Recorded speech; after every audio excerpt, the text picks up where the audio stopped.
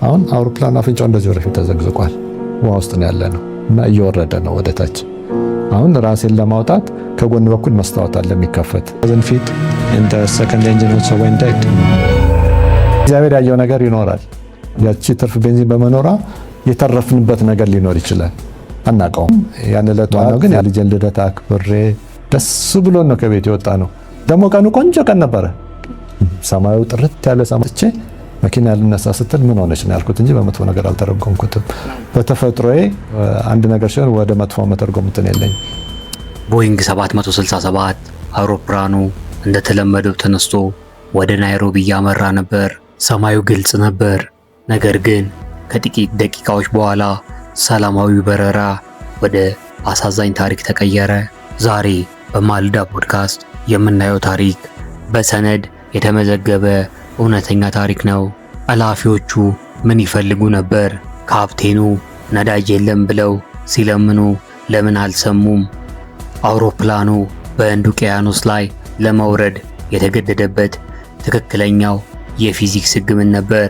በምንም አይነት የፈጠራ ወሬ ሳንመራ በጥቁር ሳጥን ወይም ብላክ ቦክስ መረጃና በምርመራ ሰነዶች ብቻ ተመርኩዘን የበረራ 961ን እውነተኛ ታሪክ ዛሬ እናያለን።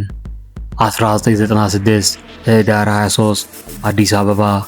የመለያ ቁጥር የቦይንግ 767-260 ኢአር አውሮፕላን ቦሌ ዓለም አቀፍ አየር ማረፊያ ላይ ለበረራ ዝግጁ ነው። ይህ በረራ ተራ የኢትዮጵያ አየር መንገድ የክልል በረራ ነበር። አውሮፕላኑ ከቦሌ አየር ማረፊያ ተነስቶ ናይሮቢ፣ ብራዛቪል፣ ላጎስ እና በመጨረሻም አቢጃን ሊያርፍ የታቀደ ነበር። በአውሮፕላኑ ውስጥ የነበሩት መንገደኞች እና የበረራ ሰራተኞች ከጥቂት ደቂቃዎች በኋላ የሚገጥማቸውን ታሪክ አላወቁም ነበር። የፈረንሳይ የአየር አደጋ መርማሪ ቢሮ BEA ባጠናቀረው ሪፖርት መሰረት ይህ አውሮፕላን ለዚህ የተወሰነ ቀጠናዊ ጉዞ ብቻ ነበር የተዋቀረው። እኔ ግን እስከ መጨረሻ ድረስ ሞትን አላየሁትም። ሞታለሁ ብዬ አላሰብኩም። እስከ መጨረሻ ማስብ የነበረው መንገደኞቹን እንዴት ነው፣ እግዚአብሔርም ስለምንም የነበረው እነዚህን ሰዎች ማድንበትን ጥበቡን ግለጽልኝ ያልኩት። በቃ ይሄ ከኔ አቅም በላይ ነው። ማለትም የነዳጅ አቅሙ በአህጉራት መካከል ለሚደረግ ረጅም በረራ አልተዘጋጀም ነበር። ነገር ግን አውሮፕላኑ ከተነሳ በኋላ ሰላማዊው ሰማይ በድንገት ተረበሸ። 3 ወንድ ተሳፋሪዎች ወደ አብራሪው ክፍል አመሩ። ወደ ኮክፒቱ በመግባት የበረራውን ቁጥጥር ለመቆጣጠር ሞከሩ። በአብራሪ ክፍሎች ውስጥ የተፈጠረው ግርግር በሰከንዶች ውስጥ ወደ አደገኛ ደረጃ ተሸጋገረ። ጠላፊዎቹ ለካፕቴን ልዑል አባተና ለኮፓይለቱ ዮናስ መኩሪያ የሰጡት ትዕዛዝ የአቪዬሽኑን ሕግጋት የሚቃረን ነበር። ቀጭን ትዕዛዝ ነበር፣ ወደ አውስትራሊያ ግረር። በዚህ ቅጽበት የቴክኒክ ሁኔታው ከጠላፊዎቹ ፍላጎት ጋር ተጋጨ። እንደ ኦፊሻላዊው የምርመራ ሰነድ የቦይንግ 767 ነዳጅ ማጠራቀሚያ አውስትራሊያ ለመድረስ የሚያስችል ምንም አይነት አቅም እንደሌለው በቁጥር ተረጋግጧል። ካፕቴኑ ለጠላፊዎቹ ሁኔታውን ለማስረዳት ሞከሩ። ነዳጅ ጠቋሚውን እያሳዩ ይህ በረራ እዚህ ግባ የማይባል ርቀት ላይ እንደሚቆም በግልጽ አስታወቁ። ነገር ግን የቢኢኤ ሪፖርት እንደሚያረጋግጠው ጠላፊዎቹ ይህንን የቴክኒክ ማስረጃ ለመቀበል ፈቃደኛ አልነበሩም። ይህ ያለመግባባት ከአዲስ አበባ ሰማይ እስከ ህንድ ውቅያኖስ ድረስ ያለውን የ11 ሰዓት የአደጋ ጊዜ ትግል መነሻ ሆነ። ምን ነበር እየተከሰተ ያለው? ለምን አውሮፕላኑ ወደ ውቅያኖስ ተመራ? በሚቀጥለው ክፍል በኮክፒት ውስጥ ስለነበረው ትክክለኛ ውይይትና የፓይለቶችን ጀግንነት ጥረት በዝርዝር እናያለን። በኮክፒት ውስጥ ያለው ሁኔታ አደገኛ ነበር። በፈረንሳይ የአየር አደጋ መርማሪ ቢሮ BEA ኦፊሳዊ ዘገባ መሰረት ካፕቴን ልዑል አባተና ኮፓይለቱ ዮናስ መኩሪያ ተራ ሰዎች አልነበሩም።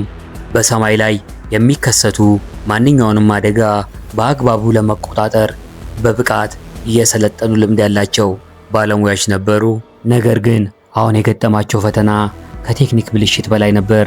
ሶስቱ ጠላፊዎች አውሮፕላኑን ወደ ደቡብ ምስራቅ ወደ አውስትራሊያ እንዲያዞሩ በጠበንጃና ማስፈራሪያ ያዙ። ካፕቴኑ በኮክፒት ድምፅ መቅረጫ CVR እንደተመዘገበው በሰከንዶች ውስጥ የቦይንግ 767 አውሮፕላኑን አቅም መገምገም ጀመሩ። የአቪዬሽን ሕግጋት ቀላል ናቸው። ነዳጅና ርቀት። እንደ BA ምርመራ አውሮፕላኑ ከአዲስ አበባ ሲነሳ የያዘው ነዳጅ አውስትራሊያ ለመድረስ የሚያስፈልገውን ከግማሽ በታች ነበር። ይህ የማይካድ እውነታ ነበር። ካፕቴኑ ይህንን እውነት ለጠላፊዎቹ ለማስረዳት ሞከሩ። የነዳጅ ማሳያውን ለጠላፊዎቹ እያሳዩ እዚህ ጋር እንደምታዩት ነዳጁ ለዚህ ጉዞ በቂ አይደለም፣ አውስትራሊያ መድረስ አንችልም በማለት ለማሳመን ጥረት አደረጉ። ነገር ግን እንደ መርማሪው ቢሮ ዘገባ ጠላፊዎቹ ምንም አይነት የአቪዬሽን እውቀት አልነበራቸውም። የካፕቴኑን ሙያዊ ማብራሪያ እንደ ማታለያ ትሪክ ነው የቆጠሩት። በኮክፒት ውስጥ የተፈጠረው ይህ የግንኙነት መቋረጥ ከአደጋው መባባስ ጋር ቀጥተኛ ግንኙነት ነበረው። ፓይለቶቹ የአየር የትራፊክ ቁጥጥር ATC ጋር ግንኙነት ለማድረግ እየሞከሩ፣ በተመሳሳይ ጊዜ ደግሞ ጠላፊዎቹን ለማረጋጋት የሚደርስባቸውን ጫና ይቋቋሙ ነበር። የBA ሰነዶች እንደሚያረጋግጡት ፓይለቶቹ የበረራ ሕጎችን በመከተል አውሮፕላኑን የባህር ዳርቻውን ተከትሎ እንዲበር በማድረግ በተቻለ መጠን ነዳጁን ለመቆጠብና አውሮፕላኑን በውሃ ላይ ለማሳረፍ ምቹ ቦታ ለመፈለግ ጥረት አድርገው ነበር። ጠላፊዎቹ ግን ትዕዛዛቸውን አልቀየሩም። ጊዜው እየሮጠ ነበር። የነዳጅ ጠቋሚው መርፌ ወደ ቀይ እየተጠጋ ሲሄድ የፕሌኑ አደጋ የማይቀር እውነት እየሆነ መጣ። በስተመጨረሻ ነዳጁ ተጠናቀቀ። በኮክፒት ውስጥ የነበረው መረጋጋትና የውጥረት ድብልቅ አሁን ወደ እውነት አመጣ። እንደ BA ምርመራ ሪፖርት የነዳጅ መርፌው ወደ ዜሮ ሲጠጋ ቦይንግ 767 አውሮፕላኑ የአየር ላይ መንቀሳቀሻ ኃይሉን አጣ። አሁን ያለው ብቸኛ አማራጭ የአውሮፕላኑን በህንድ ውቅያኖስ ላይ ማሳረፍ ብቻ ነበር። ካፕቴን ልዑል አባተና ኮፓይለቱ ዮናስ መኩሪያ በሰከንዶች ውስጥ ውሳኔ ያስተላለፉ። የባህር ዳርቻውን ተከትለው በውሃው ላይ ለመውረድ ሞከሩ። ነገር ግን የአየር አደጋ ምርመራ ሪፖርት እንደሚያስረዳው እንዲህ አይነት ትልቅ አውሮፕላን በውሃ ላይ ሲያርፍ የሚፈጥረው የውሃው ግፊት እጅግ አስፈሪ ነው። አውሮፕላኑ ውሃውን ሲነካ የግራ ክንፉ መጀመሪያ ውሃውን በመንካቱ አውሮፕላኑ ተሰብሯል። ይህ የፓይለቶቹ ስህተት አልነበረም። ይልቁንም በአስቸጋሪ ሁኔታ ውስጥ በውሃ ላይ ለማሳረፍ የሚደረግ እጅግ አደገኛ ሙከራ። በአውሮፕላኑ ውስጥ 175 ሰዎች ነበሩ። 163 ተሳፋሪዎች እና 12 የበረራ ሰራተኞች። ከእነዚህ ውስጥ 125 ሰዎች ሕይወታቸውን ሲያጡ 50 ሰዎች በተአምር ተርፈዋል። በስተመጨረሻም በዚህ አደጋ ውስጥ ግን አንድ የጀግንነት ታሪክ አለ። አውሮፕላኑን በውሃ ላይ በብቃት ያሳረፉት ካፕቴን ልዑል አባተና ኮፓይለቱ ዮናስ መኩሪያ ከአደጋው በሕይወት ተርፈዋል። የእነሱ መትረፍ ለብዙ ተሳፋሪዎች የሕይወት መዳን ቁልፍ ምክንያት ነበር። ዛሬ እነሱ የኢትዮጵያ አቪዬሽን ታሪክ የማይረሱ ጀግኖች ናቸው። የበረራ 961 ታሪክ በለቅሶ ብቻ የሚታወስ ሳይሆን በችግር ጊዜ በሰው ልጅ ጥንካሬና በአውሮፕላን አብራሪዎቻችን ብቃት የሚዘከር ነው። ከአደጋው በኋላ በዓለም አቀፍ ትኩረት የተሰጠው ወደ ምርመራው ነበር። የፈረንሳይ የአየር አደጋ መርማሪ ቢሮ BEA ያቀረበው የመጨረሻ ሪፖርት ምንም አይነት ግምት ያልገባበት በሳይንስ የተደገፈ ነበር። በመጀመሪያ የፓይለቶቹ ሚና።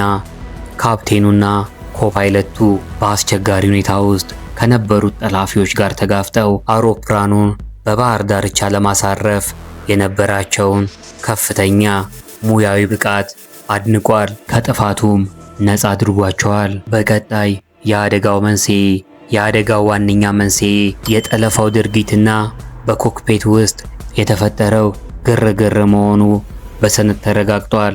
የበረራ 961 ታሪክ የሰው ልጅ በሕይወቱ ጥግ ላይ ሲደርስ የሚያሳየውን ጥንካሬና በሳይንሳዊ ምርምር የተረጋገጠ እውነት ነው። እኛ በማልዳ ፖድካስት የዛሬውን ፕሮግራም ያቀረብነው በውይይቶች ወይም ባሉባልታ ወሬ ሳይሆን በሰነድ የተደገፈውን እውነታ ለእናንተ በማድረስ ነው። የፓይለቶቹን ጀግንነትና የህይወት ዋጋ እያሰብን የዛሬውን ፕሮግራም በዚህ እናጠናቅቃለን። ስለተከታተላችሁ እናመሰግናለን።